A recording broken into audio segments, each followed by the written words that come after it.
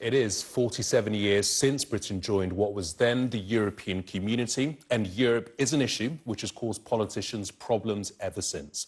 Our editor-at-large, Adam Bolton, looks back on Britain's ever-changing relationship with Europe. We've given the world a lot, and we've got a lot more still to give. If we hadn't, do you think Europe would want us to join them? Common market! Then, as now, the nation was divided when the country joined what would become the European Union 47 years ago. It's been a sore that has refused to heal. One politician keen to wear Brussels' message of unity on her sleeve, Margaret Thatcher. But after Ted Heath signed the UK up, the new Prime Minister became more combative. With the tabloids cheering from the sidelines, she assured me she was always up for a battle. You'll find many examples of where we're in the majority and other people are in the minority. They fight their corner in Europe, and we'd be in a pretty awful state if I didn't fight ours. Taking on both Europe and elements of her own party proved one fight too many. Thatcher was forced out by pro-Europeans. Her successor attempted a softer approach. John Major claimed game, set and match at the Maastricht negotiations, opting Britain out of the single currency. And who do you think will be mugging you over it, Mrs Thatcher or Mr Heath? I think that it's a very satisfactory outcome for Britain. Within months, that bullish mood was flawed. The pound crashed on Black Wednesday, followed by another battle with Europe, the so-called beef war, British meat banned from the continent after the outbreak of mad cow disease.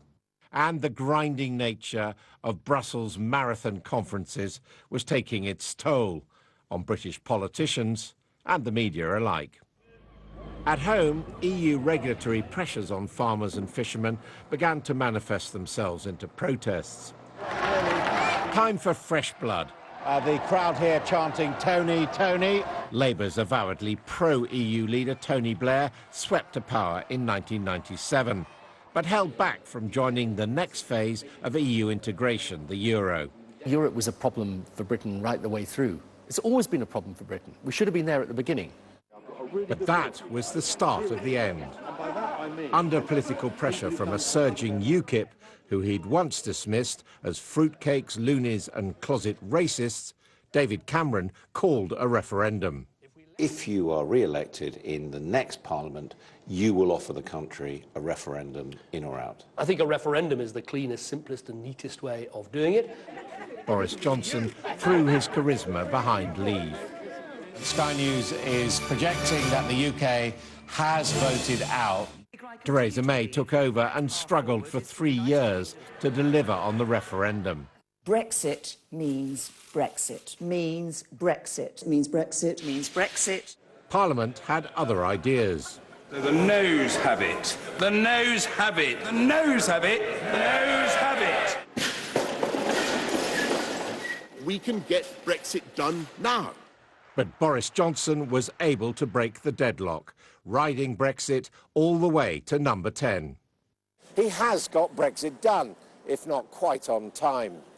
Now he'll be hoping he can deliver a happy European ending for himself and the country. Adam Bolton, Sky News, Westminster. Britain has taken over command of the